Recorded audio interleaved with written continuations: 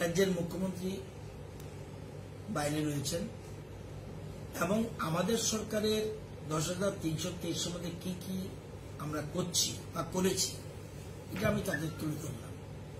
সরকার সদর্থক ভূমিকা নিয়ে কাজ করছে। 10,323 যারা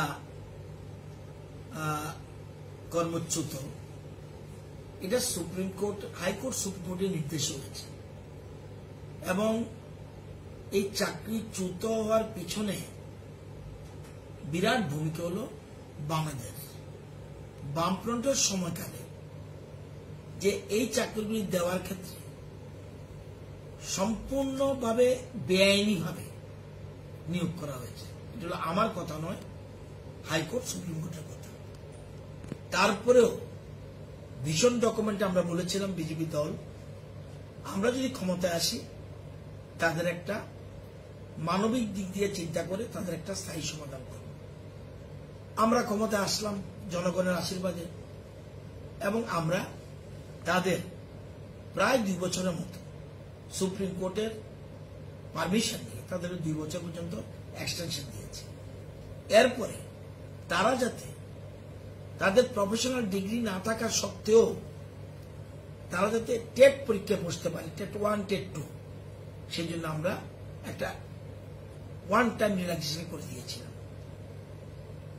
এরপরে এর মধ্যে বেশ কিছু কয়েকজন টিকেছে, আরো বাকি আছে, তাদের জন্য আমরা সুপ্রিম কোর্টে গিয়েছি এবং আমরা সুপ্রিম কোর্টে আমাদের একদম আমাদের পরিষ্কার মন নিয়ে আমরা সুপ্রিম কোর্টে বলেছি এরা রাজ্যের শিক্ষাক্ষেত্রে তাদের অনেক অবদান ছিল এবং তাদের সাথে বিরাট সংখ্যক পরিবারের সদস্যরা রয়েছে।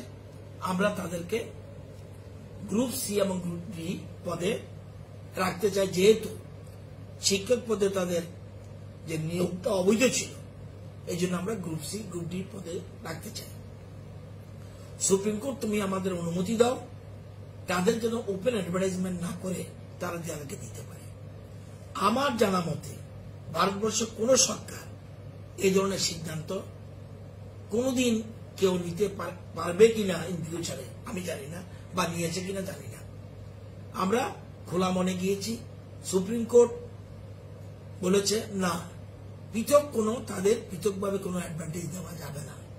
তবে গ্রুপ সি গ্রুপ ডি পদে নিয়োগ হলে নিয়োগ করার সময় অন্যান্যরা যেরকম পার্টিসিপেট করবে তাদের সাথে ওরাও পার্টিসিপেট করতে পারে, সেক্ষেত্রে এই রিল্যাক্সেশন দিতে কোনো আপত্তি নেই। আমরা সব দিক বিচার বিবেচনা করে আমরা বেশ কিছু পোস্ট তাদের জন্য ভ্যাকেন্ট বের করেছি এবং মন্ত্রিসভা সিদ্ধান্ত নিয়েছে এই 10,323 তাদেরকে আমরা নিতে চাই ফেজ ওয়াইজ। যদি দেখা যায় সরাসরি নিয়োগে তাদের মধ্যে ভালো সংখ্যক আসছে না, সেক্ষেত্রে পরবর্তী সময় আমরা আউটসোর্সিং এ যাব এবং এই যে নেওয়ার ক্ষেত্রে যা নিয়ম নীতি রয়েছে, বর্তমান নিয়ম নীতি, আমরা সেই জন্য তাদের কমন রিক্রুটমেন্ট রুলস একটা করতে চাই এবং এটা আমরা এর মধ্যে করে ফেলব। মন্ত্রিসভার জরুরি ভিত্তিতে এই সিদ্ধান্ত নিয়েছে। মুখ্যমন্ত্রী অত্যন্ত পজিটিভ, 10,323 ক্ষেত্রে একটা সুষ্ঠু মীমাংসা উনিও চায় এবং আমরা রাজ্য মন্ত্রিসভা চাই, আমাদের বিজেপি দল চায়। তো তারা আজকে তারপরেও আমরা জানি পেছন থেকে যারা তাদের চাকরিচ্যুত হওয়ার জন্য যারা দায়ী, তারাই তাদের 10,323 মধ্যে একটা অংশকে বর্তমান বামফ্রন্টের নেতারা তাদেরকে বিভিন্নভাবে খেপিয়ে তুলে তাদের সরকারের বিরুদ্ধে এগিয়ে দিচ্ছে। কেউ আন্দোলন করুক, এটা আমাদের কোনো আপত্তি নেই, গণতান্ত্রিক ব্যবস্থা আন্দোলন করতে পারে। আমি তাদেরকে বলেছি সরকারের যা যা কার্যকলাপ এটা বলেছি এবং তাদের জন্য আমরা কি কি করছি, আগামী দিন কি করতে পরিষ্কার বলে দিলাম। তারা সম্পূর্ণ স্যাটিসফাই হয় নাই, তবে আমি বলেছি ঠিক আছে, আপনারা যদি স্যাটিসফাই না হন মুখ্যমন্ত্রীর সাথে আপনারা দেখা করতে পারেন, সেক্ষেত্রে আমার সহযোগিতা দিলে আমি চেষ্টা করব। আমি বলেছি ঠিক আছে, মুখ্যমন্ত্রী রাজ্যের বাইরে আছে, উনি আসলে ওনার সাথে কথা বলে আপনারা কয়েকজন প্রতিনিধি দেখা করতে পারেন এবং আপনাদের বক্তব্য আমরা তুলে ধরতে পারেন। কিন্তু আমি মনে করি রাজ্য সরকার ক্যাবিনেট যে সিদ্ধান্ত নিয়েছে এটা যথাযথ এবং এতে তাদের প্রত্যেককে যে কমিটমেন্ট আমরা করেছি দিস ওয়ে দ্যাট ওয়ে তাদের একটা অন্য সংস্থানের ব্যবস্থা আমরা করতে পারবো। এই যে পদ্ধতি নিয়েছি এটা আমরা বুঝতে পেরেছি।